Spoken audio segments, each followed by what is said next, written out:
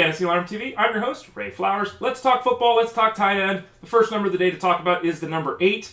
As a number of seasons in his NFL career, that Antonio Gates has scored 8 touchdowns. Yeah, the greatest scoring tight end ever. He and Phillip Rivers continue to have that great connection, especially in the red zone.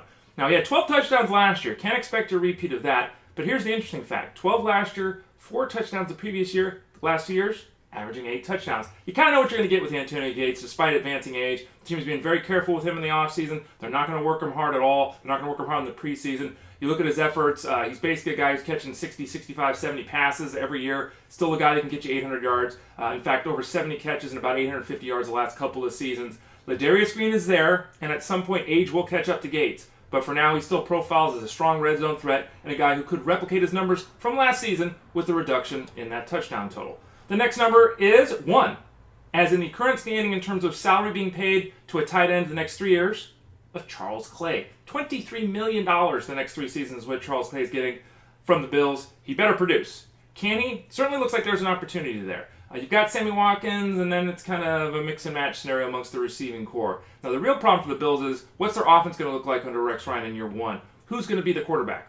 We've had arguments for all 3 guys. It does sound like Matt Castle is the least likely guy there, but the fact is, we don't even know who's going to be under center. We don't know what the offense is going to look like. We don't know how they're going to utilize the players that they have at their disposal. Tight ends are often safety valves, especially for quarterbacks that are younger or quarterbacks that are inexperienced, so it might be good for Clay.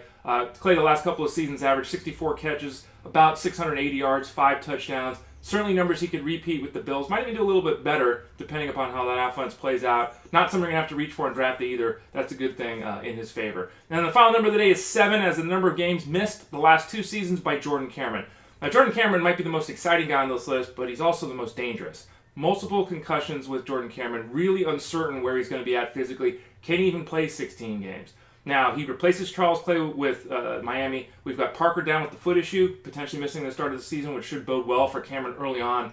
You've got guys there like Jennings and Landry to do some things out wide. You've obviously got some success in the backfield with Miller and Ajayi. So this looks like this offense could be, rolling this year. Ryan Tannehill looks better last season. He's gotten all kinds of solid reports this offseason.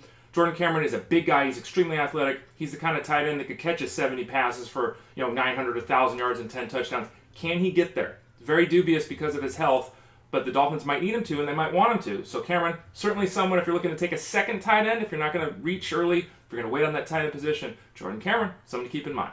Fantasy Alarm TV, the big 3. I'm Ben Ray Flowers. Talk to you all soon.